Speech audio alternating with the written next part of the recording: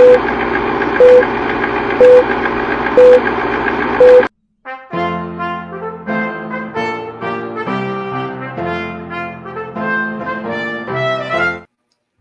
good morning, everybody. Thanks for joining us for Politically Incorrect Knitters. I am Deplorable Knitter.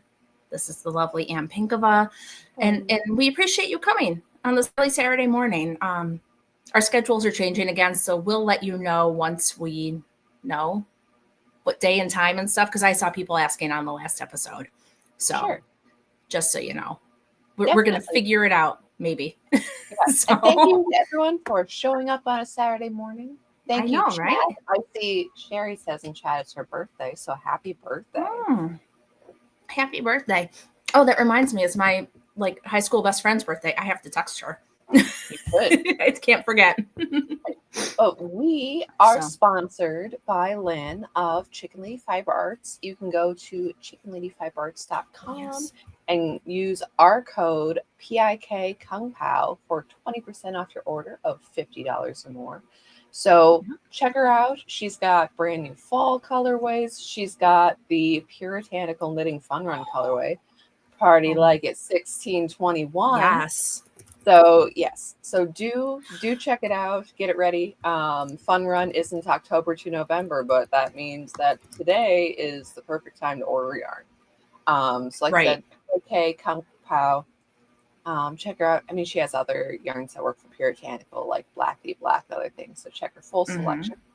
But And quick note, somebody who was in our comments or watching or whatever sent us some yarn. So hey, thanks, friend.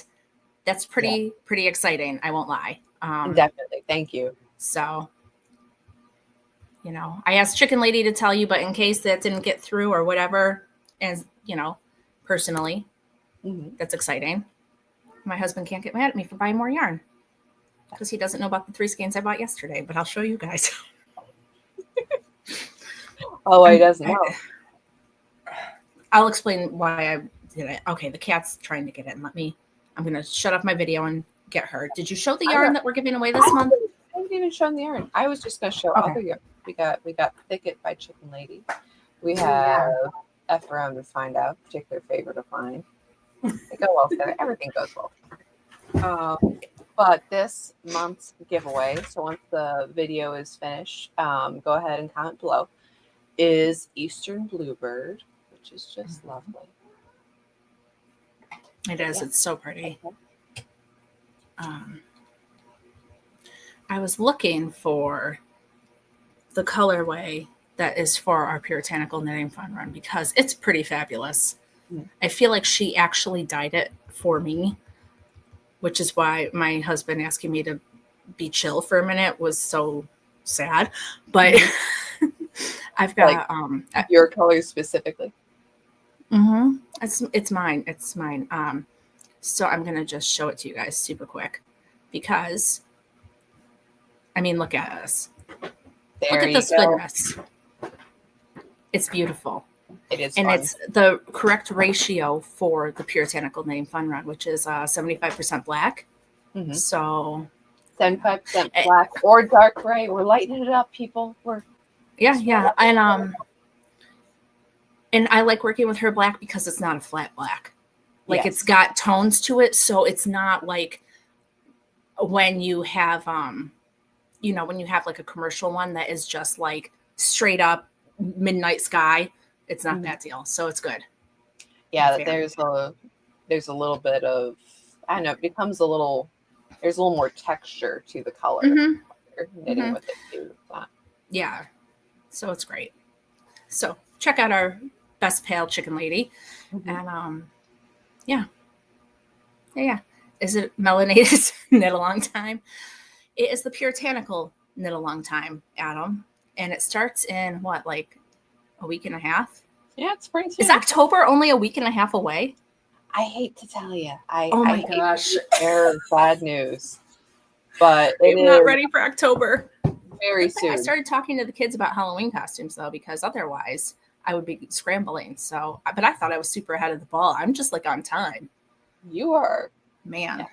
Yeah, I saw, not to get distracted, but I saw the funniest Halloween costumes in the store the other day, and not just like haha cartoon character, but it was like the police brutality children's uniform. It was a little police outfit, but it had the flak jacket, and then it had handcuffs and a flashlight on the belt, and Okay. then it also came with a riot helmet. And I'm like, "Where's the baton? Come on!" I mean, they could always provide their own baton, right? That's For real. true. That's true. Man. Now, my kids this year went with something that we have to cobble together. So, like, I've been searching on like eBay and stuff for different pieces that are going to work because it's been. I don't love spending the money on like a pre-made costume, but if I had spent the money on a pre-made costume, it probably would have been cheaper. But they didn't want to be something that comes that way. So, like, I'm trying to get all of the different things. Yeah. And it's annoying. That's okay because they're excited. Yeah, it's gonna be fun. And we're going to try out a new neighborhood this year. I found out that there's one really close to us that has like 100 billion people come to it. And so I bet you it's pretty good if all the people are coming, you know? So it should be fun. My kids are getting older. There's not a whole much more years of this. So,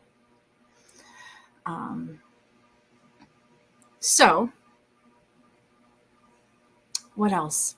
Have you knit anything this week? I have. Well, not as much as I have previously, but I had to rip out my sweater a little bit. Yeah, I know that it pained you to rip out your sweater, but I think it was the correct choice. I really think do. it was the correct choice too, because I took out the solid stripes. Oh, I love it. And I would never even wear those colors, and I love it. Right. And like, but yeah, with the solid stripes, I think maybe once I had finished, it would have looked okay. But the thing is that I didn't like them as much as I just like the stripes I was having. So, and I still feel like if you wanted to put them in, you could do it at the bottom, or you could maybe it would make more sense. I don't know. True. So, you know, there's always options. Yeah. What sweater pattern is that again? Because that's a cute sweater. It is. It is the ambrosia sweater. Sorry. Make me put you on the spot. That's okay. I have to recall the ambrosia sweater by Fable Knitwear. Okay. Yeah, it is cute. And is that DK or is that fingering?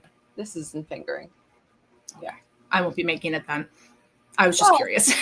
You could scale up. Yeah, but then that's a lot of math, and so, you know. Yeah, it's good. Portions are good, and yeah, it's a lot of the puff sleeves are cute. Mm-hmm. Yeah, it's a lot of stockinette, which, plain knitting, but it's gonna be pretty. It's but gonna with be the stripes, it's fun with the stripes. You don't want to complicate the pattern too much when this is what you got going on. But yeah, I'm excited. Yeah, I'm not a huge fan of puff sleeves usually, but I think that's going to be super adorable. Yeah, and we've had discussions about puff sleeves before, how they're becoming the fashion, and I kind of have shoulders like a linebacker anyway, so I don't want to make that bigger. But I don't know, I thought it was really cute, and it wasn't anything like huge. But yeah, so we got that. Even though there's, y'all seen it before, I was not able to finish my knit coffin quilt pattern this week. I had a lot going on, but again, I'm gonna try to get it out really, really soon because it's pretty. A lot of people are excited about it. It's yeah, and I just want to point this out. Apparently, Devin over at Knitting McPurley has a handy worksheet that helps with the math. So yeah, that's cool. Why reinvent the wheel when somebody else has also made a really great pattern in like worsted weight yarn or something or DK? So yeah, that's my thought is all. Yeah, and Fable Knitwear, I have bought several of her patterns before, and this is the first one that I actually sat down and knit. She has this habit, because she also sells yarn, of being like, and this is how many yards for this sweater and this kind of yarn, but it doesn't actually specify like DK or fingering Oh, on I hate the that. thing. And So, then I have to go look up the yarn to find yeah. out what it is so I can like that's annoying. I know. So there's another sweater of hers. I forget what it's called, but it's a square neck sweater that I've had yarn sitting for and the pattern printed out for probably like 2 years now, and I haven't sat down and done it. But this actually encourages me that I've enjoyed knitting this and it's a good pattern. I anyways, like I said, I think I have the correct weight of yarn for the other sweater, so I should just do Just it. do it. Just do it, Anne. Okay. Get it going. Come on. I know. Unfortunately, it's not the right colors for the puritanical. I have some lovely purple. Bummer. I know. I got. Oh, I this remember purple. that. That wasn't a year ago. That was like last year. Yeah, it's been a while, but it's anyway, some very pretty purple speckly yarn from Potions. Yeah. So, anyways, Cool. So what have you been making? I think I started this hat last week when we were podcasting. So do I know who it made it? I'll look it up. But this is I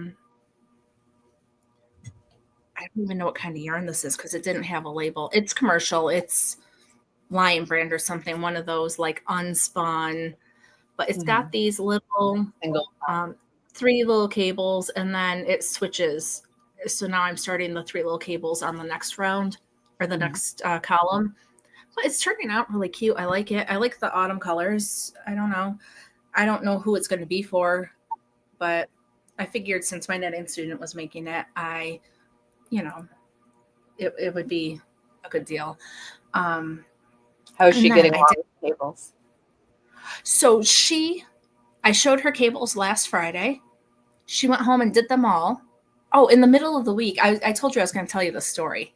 So like on Wednesday or something, I get an email from her and she says, I don't think I'm going to have enough yarn to do all of the rows that it says.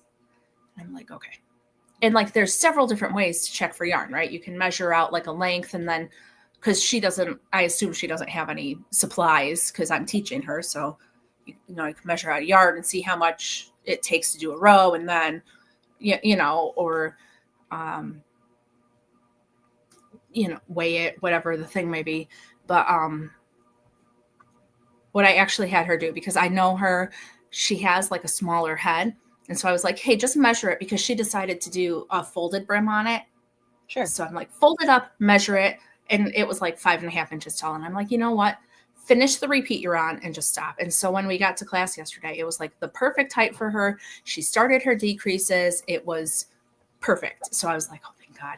Because I would have felt terrible if she had gotten all the way to the end and then it didn't work out. But I hadn't taken into account that the skein she got was like a 50-gram skein, which would have been fine for a hat for her. But because she did that long brim, I was like, oh no. But she's almost done. She had like 5 rows left to do this week. And I was like, you're going to be great. You can finish it. And so next week we're going to weave in ends and put in the pom-pom. And then she wants to do, the color work sheep hats. So she wants to do one of those. So that's what we're going to start on.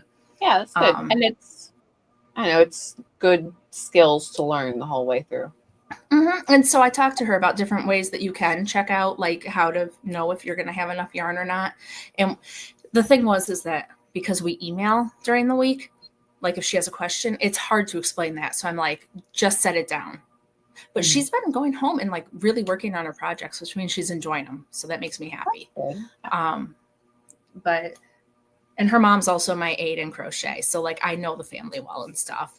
So it's nice. It's good. And then in crochet, we're making jellyfish. We have some girls who the prerequisite for my amigurumi class is that you have to be able to single crochet.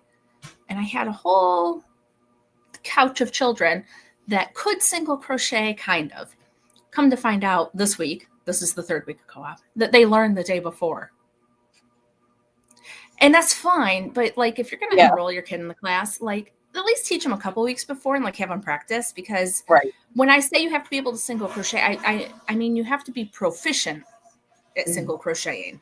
So apparently I need to put that in the description next time. Proficient at single crocheting. Like, they were go-getters though. They were like, all right, let's do this. well, it was good. And then, but they can't read patterns. Like generally, if you've done a little bit, you kind of at least have a idea, hopefully. But so we're finally doing it. And like, so I had to teach them decreases this week, and then I was trying to teach them a half double crochet. I'm like, this is next week's problem. The one girl's, apparently they're all like friends and they hang out together. So like the one girl's mom was, I'm like, if your mom wants to show everybody how to do a half double crochet, that's fine. I sent a video, but like, I don't know, man. So that's the crochet class. And then there's one girl who is a super great crocheter, and she's made an animal every week. And so this week I'm like, oh, hey, here's this pattern. Some of the girls were interested in it, not a big deal. And I'm like, here's the yarn bag. Have fun. Check out some yarn. And I remembered I had some wool in it, so I grabbed the wool out. But I didn't grab all of it out. And of course, that's what she picked. So she took a $30 skein of yarn for her amigurumi butterfly. And I wasn't going to say anything to her because by the time I noticed, she had already done like 10 rows. Yeah. Because there's 8 people in that class. So I'm not just looking at my students. I'm around the room. So that's why I went to the yarn store yesterday, because this was for a project, which is why it was wound up in my bag and I didn't realize it was in there. Right. So I got the same yarn from Farm and Wuzzies. It's a New York dyer. Sure. And then I got this yarn from the same brand. That's kind of like a variegated. You can't really tell on there, but it's kind of a purple. Oh, maybe you can tell a little better there. Not really. It looks way bluer than it is. So yeah, it's pretty. And then I got this one because there you go. Yeah. So, because I thought those were like so fabulous. And then I have this for my project again. Good news was, though, is that I had a credit. Like once you buy so much money, they give you $25 off. So I kind of got the skein back for free-ish.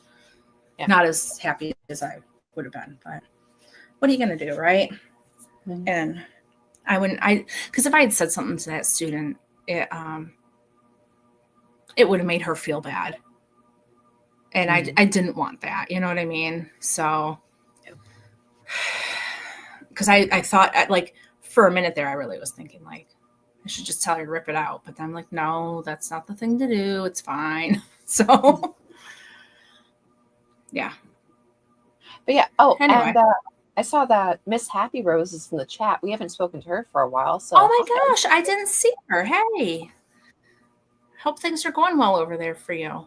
Haven't yet. It's been a long time. Oh, thanks for the compliment on the knitting. It's been a long time, for real. But so, anywho, that's all the knitting and yarn stories I have for today. Yep. Nice. So, that's all I have for knitting too. Well, I have a secret project, but it's still. Well, yeah, but secrets are okay sometimes. So, what do you want to talk about now? Well, on to the. Oh wait, before the news. Sorry. Oh yeah. Before the news. I keep forgetting to mention that Neil's Blocked Magazine calendar pre-orders are up. Please do check it out. I haven't sent him our picture yet. We might not be in it. We'll send him our picture. Come on, snap. But yes, I've been paying attention to the, chat around the calendar. So other people are just getting theirs in now too. But okay. Fun. It's going to be a really, really fun calendar, guys. Do pre-order it. You can see it on Neil's page, Blocked Mag on Instagram. Check that out. Also, Tina of A One Yarn and Fiber. She has a lot of yarns for Puritanical if you also want to check those out. Some really lovely gradient grays if you're interested. And our friend Miss Polka Dot, who makes the lovely little plush toys. Okay, her Halloween ones are out and they're absolutely adorable. But her husband has come out with the second children's book in the series. Ooh. So the first one was Goofberry Pie, and the second one is called Mushy Dough. And the same little mouse. Okay. Yeah, the same little mouse. Strudel. Strudel, yes. And she, I believe she does have Strudel plushies ready. But little Strudel goes and an adventure to the Bug Kingdom, and he does a sumo fight. So it's very exciting. I mean, why wouldn't he? Of course. But no, I do love it's George Alexopoulos is her husband. But his illustrations, there is so much motion to them. And the colors, it's beautiful and bright and watercolored, and like I said, a lot of expression. They're fun books. Yeah. So I bought my niece the first one, so maybe she'll get the second one for Christmas. Like, ooh, you know. There you go.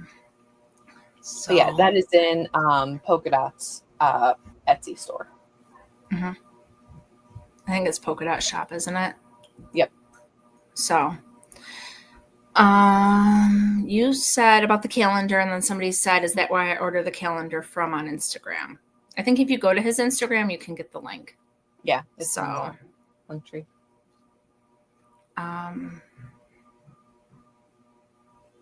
Geez, you said something, and then I thought of before we go on to news too. Neil's been talking about the lady, the Size Inclusive Collective, who published a list of people who felt bad about Charlie Kirk's death, and just so that you could boycott them. And this might be old news; it may have already been talked about, but I just saw it. That Harmeet Dillon put out a post about it, and was talking about how that's not what we do, and go support the crafters and whatever. And then this woman lost her mind, and she's like, oh, I'm being threatened by the assistant attorney general of civil rights or something, and let's get her removed. And I'm like, I don't think that your reach is big enough to do that. And her pointing out that you're being a butthead generally doesn't also make her be violating anything. No, and also there was a comment that she made that was that because Harmeet Dillon reposted about Autumn Size Inclusive, whatever, that is like, oh man, she's really, she's obsessed with me or something like that. Like, oh, this is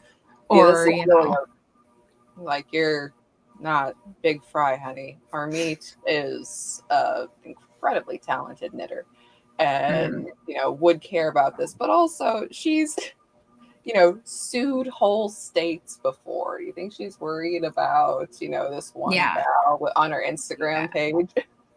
I'm pretty sure that whatever weird legal thing you think you have to stand on, she knows more about that. And if it was something that she could be removed for, she probably wouldn't have done it because she's not a dummy. Just saying. So, okay. So, Lacey says the Size Inclusive lady can kiss my Size Inclusive beep. I don't know why I didn't say it because I swear all the time on this show, but that's okay. Yeah. I just thought that was interesting, the whole being mad at her about it. It's like and also I don't think that her boycott is working even as a boycott. There's a lot of people who have said that, like, oh yeah, I lost some followers. I lost 10 followers. I lost 40 followers. And then they got on, then the second wave of the list hit, and suddenly they're gained all sorts of people. So I don't think it's actually hurting anybody. No. And I mean, we've joked about being canceled before. It's like, ooh, look at all these new friends we've made.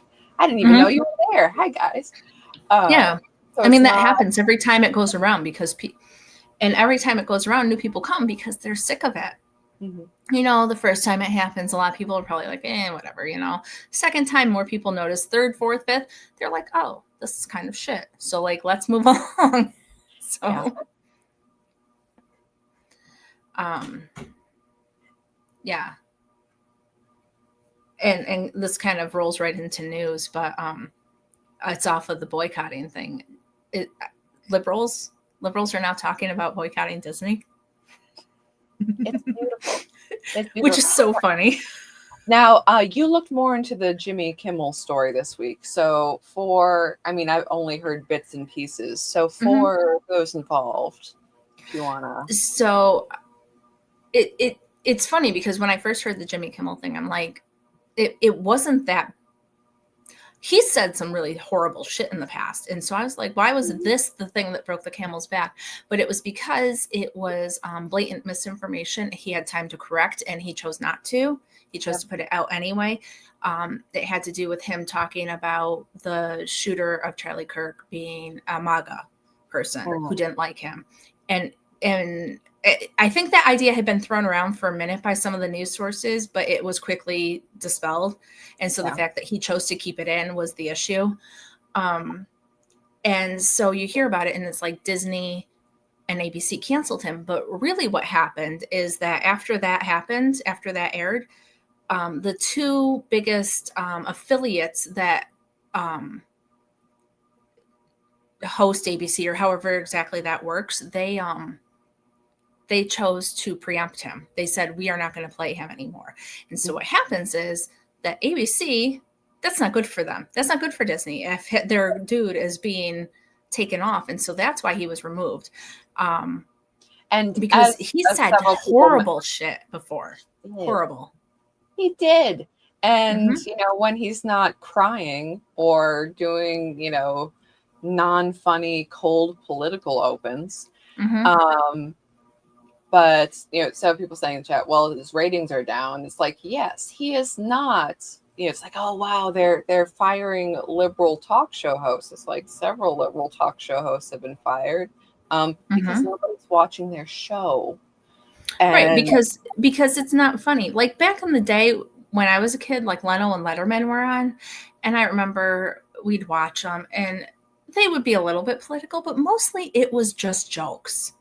Right. And it was jokes that everybody could laugh about. So him going, I mean, if you've ever seen his stuff, I never watch late night TV. I think it's bull. I actually watch Gutfeld if I watch anything because he's funny.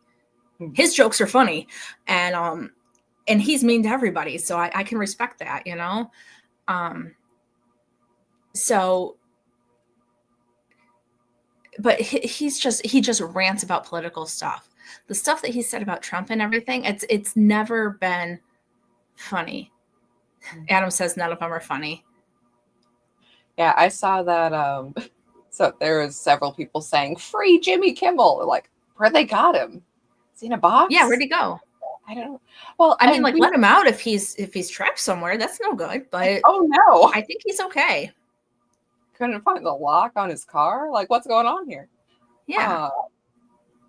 But yeah, but we also found, and we have found with several left-wing publications where it's like, oh, my show is canceled, so I'm going to do my own show online. And the ratings are not there. And even the late night show that there's been lots of things with YouTube pushing mainstream media late night show clips. And, it's not anything anybody, well, I'm sure there's some people, but it's been pushed in your YouTube feed. It's not like organically, oh yeah, I want to watch, No.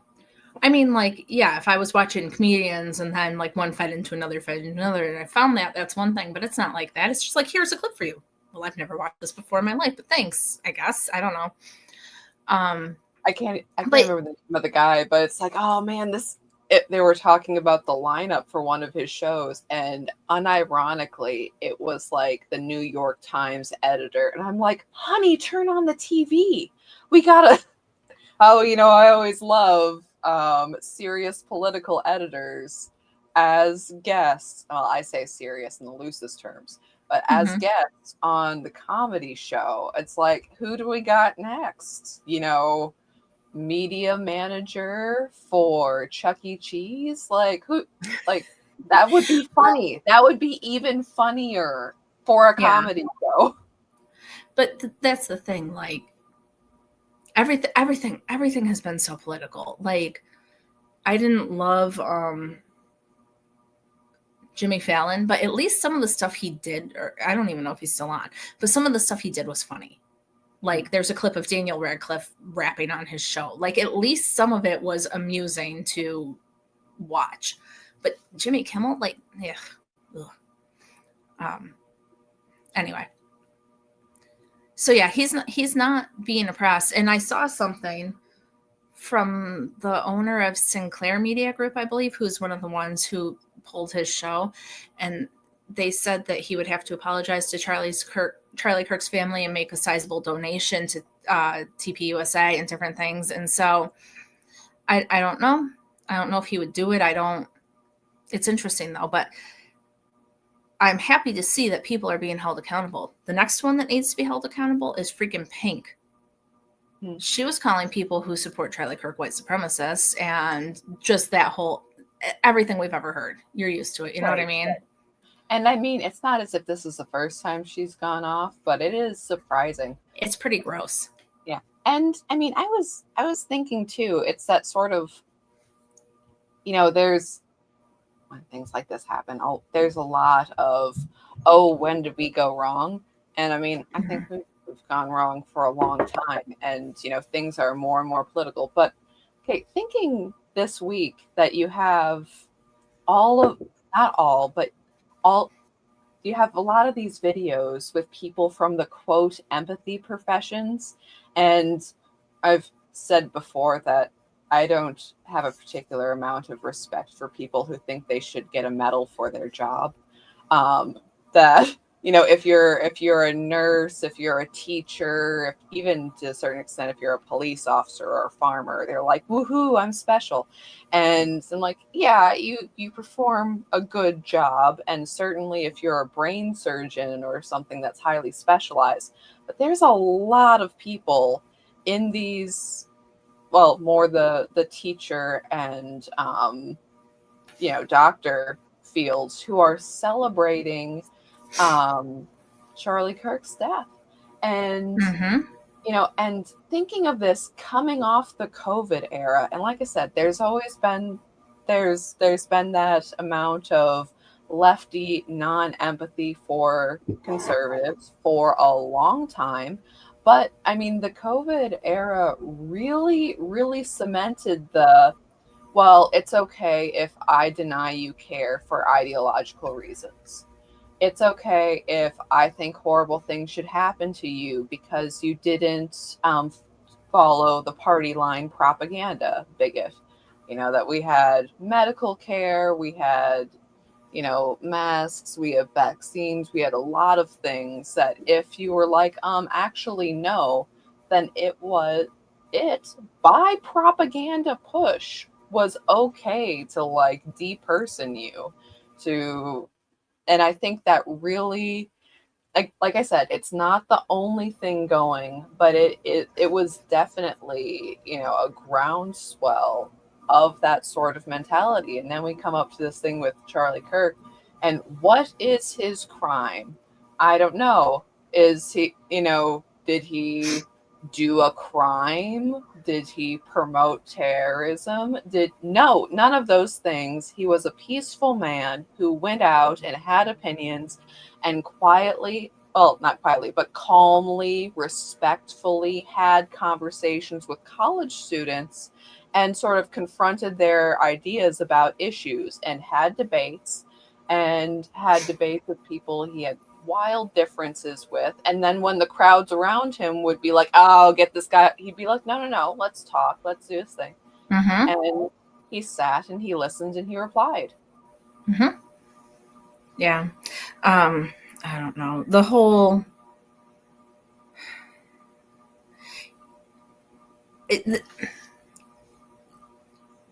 everybody's like, oh, you guys are canceling people for speaking out and using their First Amendment right.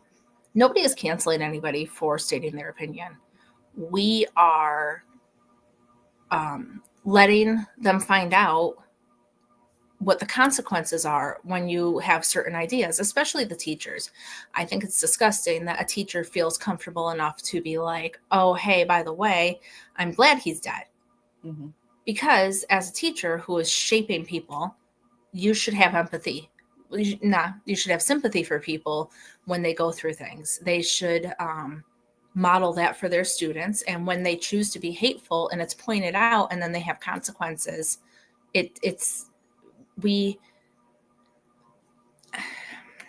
yeah, I don't know. Yeah. They don't like having I don't know. Yeah. Well, there's a old line. I think the guy's name is Lord Moulton, that Mark Stein likes to quote about that in a society you want the majority of rules that you follow not to be government rules. You want it to be the rules of politeness, the rules of, the dignity of, that you're the realm of manners. That's it. Sorry. Mm-hmm. That the realm of manners should cover, most interactions you have between people. That not, you have things, murder, violent assault, all of these things. Yes, the government has to deal with those. And, government has to deal with a few things that you have a duty with. But most of it, like Pam Bondi went out and she talked about hate speech, and a lot of people rebuffed her immediately, and she retracted that bit, because having the government legislate speech, terrible idea, terrible. Of course, if you're making an active threat, that is an issue. But, just we already have laws for those things. Right. And so enforcement is what you need to focus on, not not letting people say, I can say whatever I want to. If I make a threat to somebody, that's a different story. I can have consequences for it. If I am teaching at my co-op and I say some completely vulgar, unchristian things, my co-op has the opportunity to say, we don't want you here anymore because we're a Christian organization and that's what we choose to. So yeah, sorry, you can't go around policing that. Like, there are natural consequences, either at a level of, like, your job or your co-op or your whatever, or legal.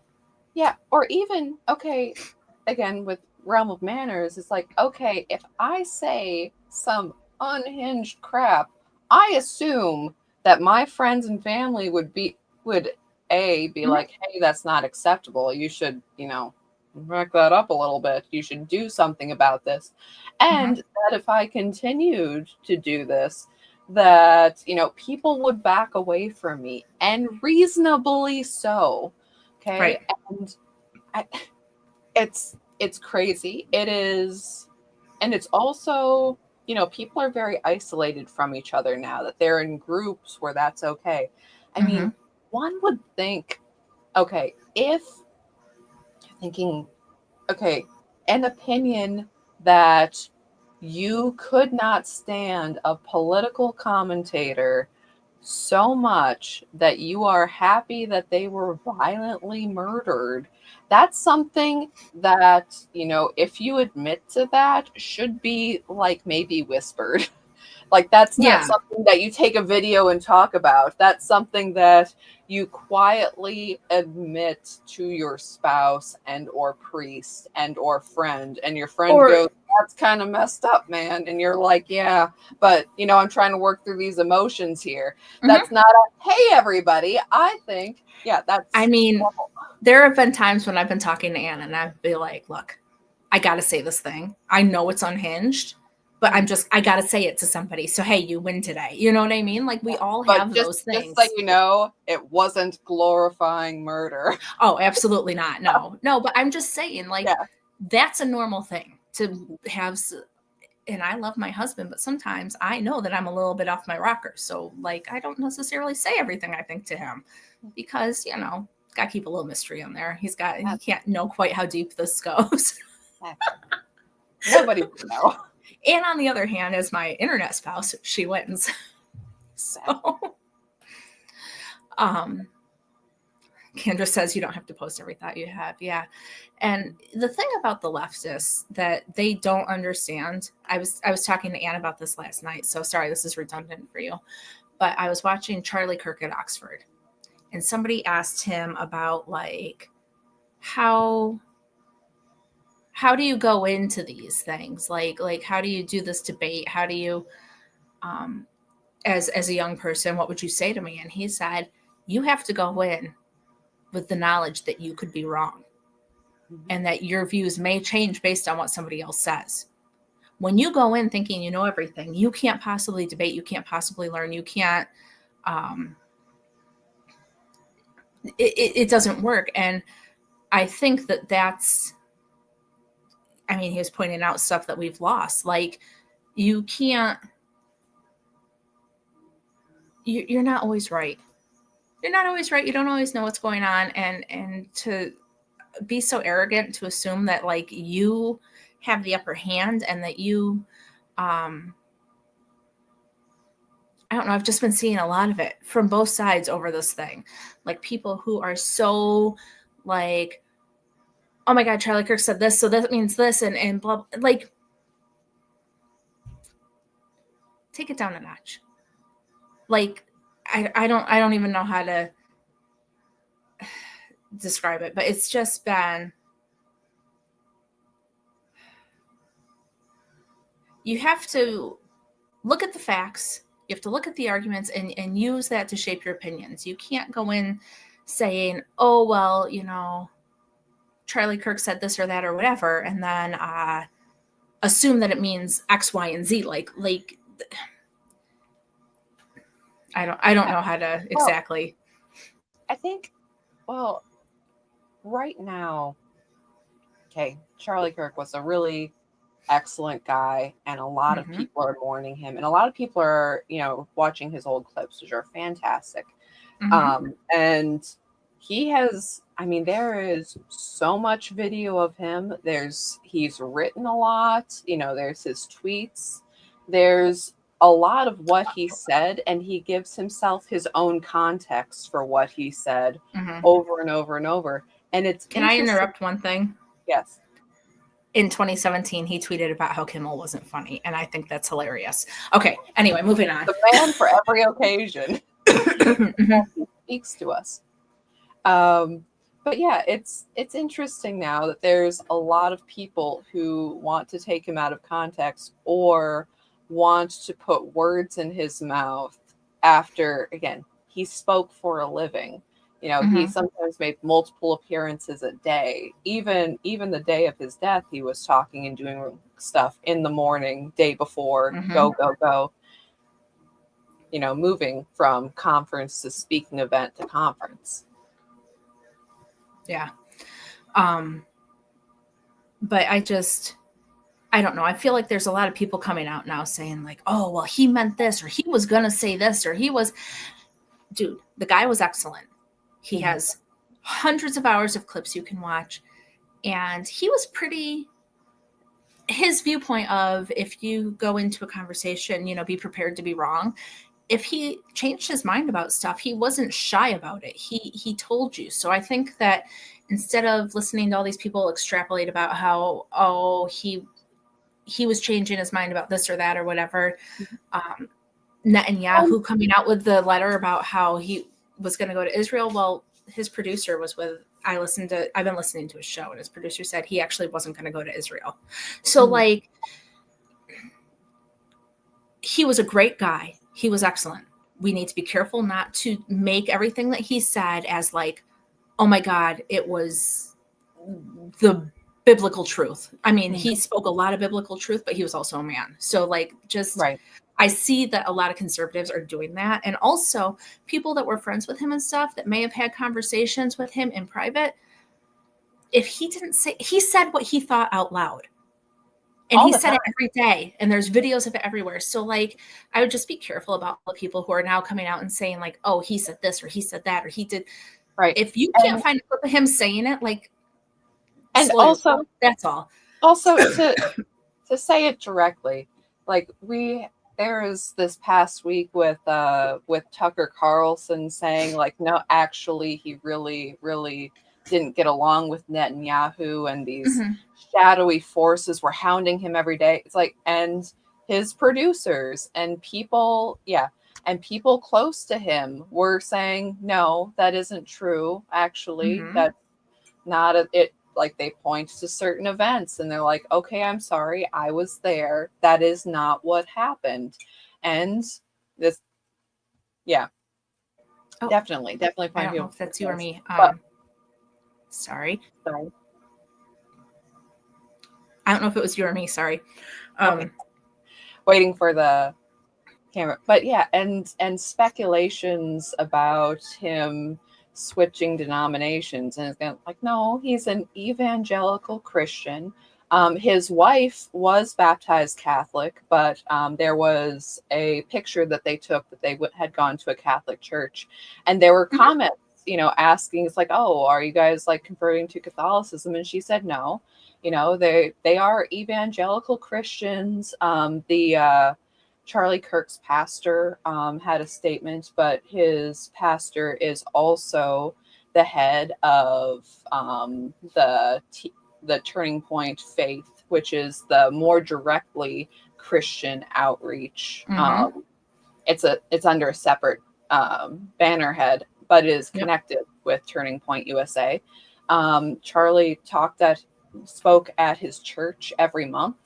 And he's was very open about, he's like, no, I love Catholics. I work with Catholics. I think they're doing a good job. But he had theological differences with Catholics, which makes sense because he's an evangelical. So it's like, but not, it's like, he was supportive of people in their faith, but he had his own faith. And that was, part of what made him a debater, such a good debater.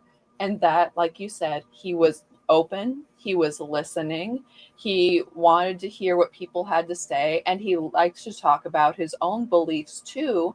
And there was an openness to maybe I was wrong, but also he was very knowledgeable. He was very knowledgeable about the Bible and theology, and he would talk back to people. And there's almost, not almost, but there's a humility in being, this is who I am and this is what I believe. And Charlie Kirk didn't have to be shifty about anything. He didn't have to be like, oh, well, what I really think. It's like, no, this is who he was, and that's what he said. He didn't need to hide anything. Yeah. And so like, there are some people who, like you said, Tucker said he hated Netanyahu and different things. And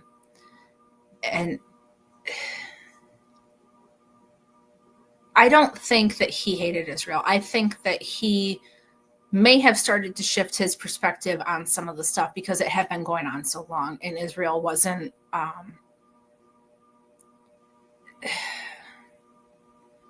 like wanting to get all their hostages back. I completely understand it. But how long do you do it for? Do you know what I mean? Like, I think he was starting to get a little bit to that point from like things that I've heard about, but it wasn't like against Israel kind of stuff either. Like, there may be slight truth to some things, but like everybody's saying he's going to be Catholic and he just hadn't yet. He was debating Michael Knowles about it, and he's like, I don't agree with this. I don't agree with that. I don't agree with. So the founding principles of Catholicism, I don't know how he could go from, I just don't agree with any of this, to being about it. But we don't know, and we have to take what he said because that's all we know. That's all I have to, that's what I think about it. Yeah, there was a clip that he had a couple months ago that was, talking about Mary, and he's like, Mhm. that Mary is great, and she's, great representation of womanhood, and that's good to have respect for that. But he's like, well, I don't believe that she was, the Catholic doctrine that she was sinless. The only one who's sinless is Jesus. He doesn't believe in the assumption of Mary. And he's like, and these doctrines of Mary were only accepted by the church in the mid 1800s.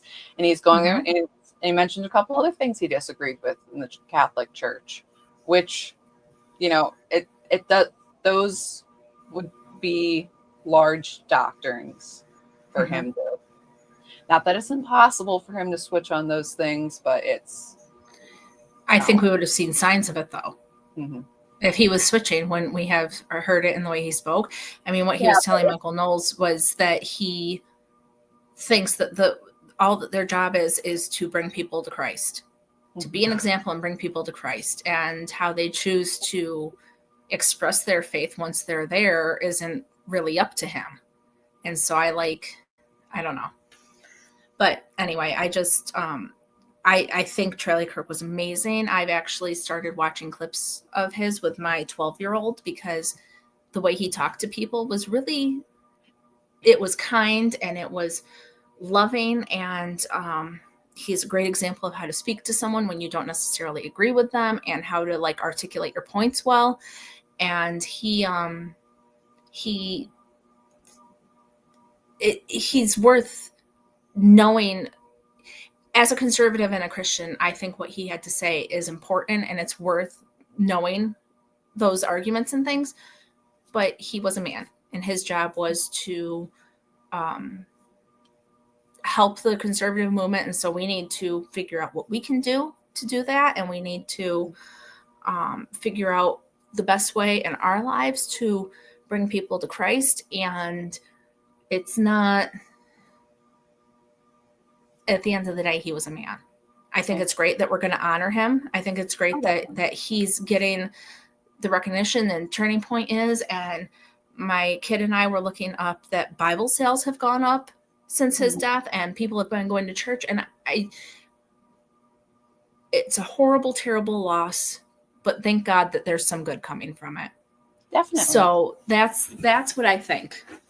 But at the end of the day, he was a man, and we need to understand that. And yeah, and one of the really beautiful things too is that yes, you have all these people coming to faith, but you have this very pessimistic view of people. And I mean, certainly we all lived through the COVID era, so we know that we all do. Yes, we all understand this. But part of what Charlie Kirk did was, it wasn't him thinking that he was going to change everybody's mind, but I'm going to go out, I'm going to talk to people, I am going to care about the person in front of me. I am going to talk to them reasonably, and I'm going to come up with good points. And yeah, some people, won't allow reason, that they won't do it, or maybe they do just disagree at the end of the day. That's okay. But I'm going to take the time, and I'm going to talk with people, and I'm going to be with people. And in also watching clips, his little, I thought it was very interesting. I had never heard the sort of canned intro on the Charlie Kirk show before.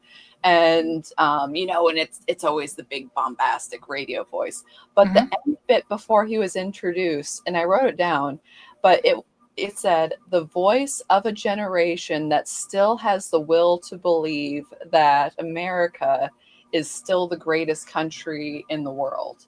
And yes, that it wasn't, his view was not a pessimistic view. His view was not America sucks and it needs to be changed. His view was America is great and it needs to go back to its first principles. And that he did. There was the optimism. And you said this last week too, that people saying like, oh, well, this is it. You killed the reasonable man. Now it's time for the unreasonable. It's like, no, all of this groundswell has been for Turning Point USA, which is a foundation of reason, which is a foundation of debate, which is a foundation of talking to people and talking to people calmly and thinking that people can in fact be reasoned with. And again, not everybody can be reasoned with. Didn't mention it, there was shots fired at an ABC affiliate in Sacramento over the Jimmy Kimmel thing. Oh, I didn't hear that. Yeah, and it was wow. Yeah, it was, bullet holes in windows, but still, I mean, that could definitely have killed somebody. And we have Bowdoin College in Maine that they canceled their Charlie Kirk memorial over security threats. As Laura Rosen Cohen says, security concerns are the new shut up. Morrissey canceled an event after threats, and also nobody will publish Morrissey's new albums, which are that's just terrible. It's another free speech issue, but yes, there is that violence, but as we can see through this, that lots of people are also changing their mind through it.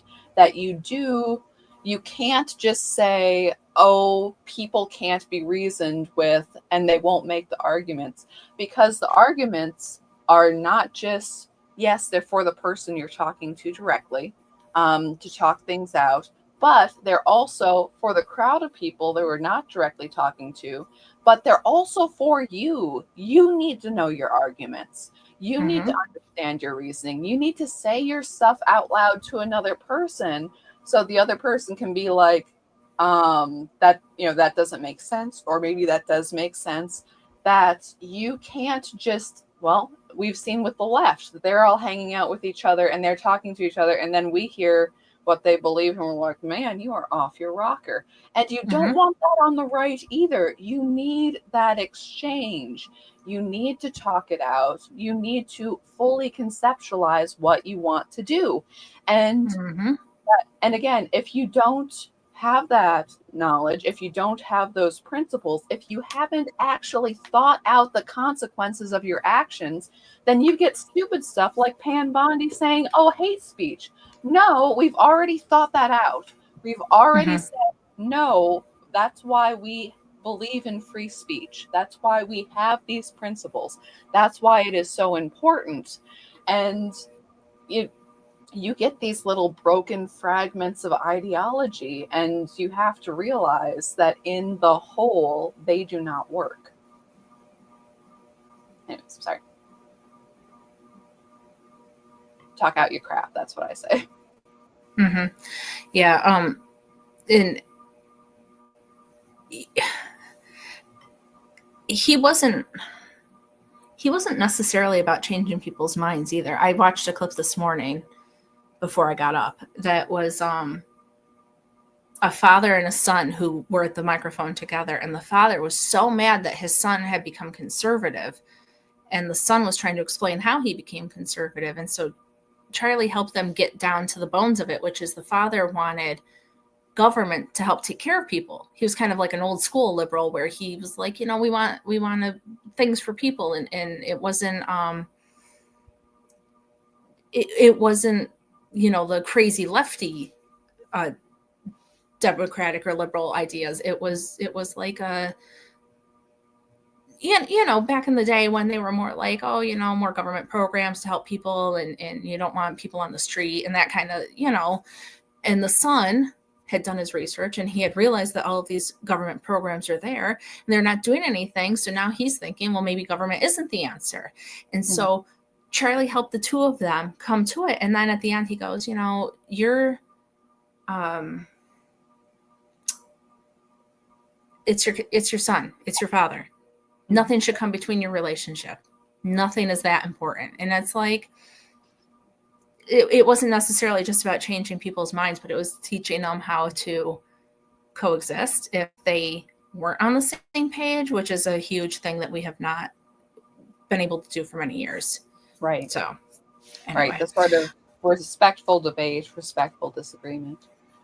Oh, and I want to say too, with Erica Kirk now becoming the head of Turning Point USA, which, and she is very, very determined. I mean, even when we were recording last, it was during her speech. She was able to watch it. It was difficult. She was very emotional, which naturally, of course. Right. But yeah, her getting up and talking about her husband and crying through the whole thing. Yeah, but it was very much, no, I'm going to continue his work. This is not going to die with him. And I heard somebody that they said, and it was an interesting thing, and I don't think it's clear cut as this, however, it was an interesting thought that Charlie was talking to the young men and to young women too, that there's, of course, women in Turning Point USA, but again, talking to them about first principles, about, being a man, the importance of family, of all these things. And you have Erica, who is out there and not entirely, but naturally more focused towards young women.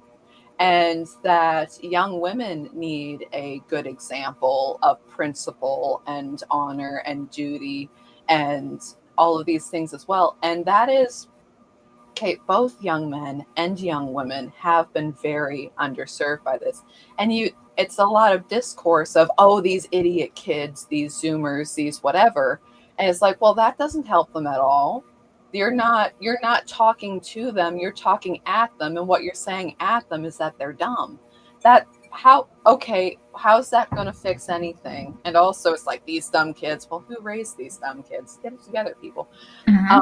But having somebody who will actually sit there and tell them things instead of dismissing them for what they believe now. And then you have a lot of people saying, oh, young women, they're just this, they're just that, they're just all floozies and they don't want families and they're all about their careers. And that's not entirely true. But also you need somebody to actually respect them as people and talk through these issues. And again, not just dismissive, not other things like that. And having, again, you want to reach the young men as well. So I'm not saying that this should be, divided into genders, but having Erica Kirk as a prominent example now could be good in that way as well. But I think that you're right about, a lot of young women don't necessarily have the examples. I mean, the generations that we're raising them were the, my body, my choice women. And so probably some of that has been lost. And there's a lot of men that are willing to kind of step up into his place. So I think it's good that Erica is also taking a lead. And I saw a clip of Charlie talking, and he said, "You're lucky that I run this and not my wife, because she's even more conservative than I am." And so, I don't know, but we have gone over an hour. So as fun as this is, I haven't even have to go get my. I have to go get my mother. So. Yes, we talked over an hour, and I have like international news too and stuff. But at the same time, it's like, no, that Charlie Kirk is still the. Yeah, sorry that we monopolized it with that. Talk about of this issue. I know everyone's been talking about it, but still, there's a lot to say still. Sorry, I missed you. What was that? No, that everybody has been discussing Charlie Kirk, but I mean, I think there's still a lot to say on the issue. There's a lot to say. I hope it's a big deal. Everyone doesn't mind that we haven't. Yeah. Talked about it. So, make sure you like and follow us. Share, comment on this video once it's done, either on YouTube or Rumble, to get it. To get entered to win that yarn that Anna's holding. You can go to chickenladyfiberarts.com. You can use our code PIK Kung Pao to get 20% off of your order of $50 or more. And Chicken Lady's pretty excellent. So, she is pretty. I would check her out. And I don't think there's anything else unless you have something else, my gal. No, just check out Chicken Lady. Buy her yarns. Her yarns are awesome. Mhm. And yeah. Yeah. Okay. Well, guys, thanks And for I mean, joining us. we'll be watching What? no, it's big week up ahead, but yeah, funeral is Mhm. Sunday. Okay. So, I didn't know that actually. So good yep. deal. Um, yeah. So thanks for joining us. We'll see you guys next time. All right. All right. See you guys then. All right.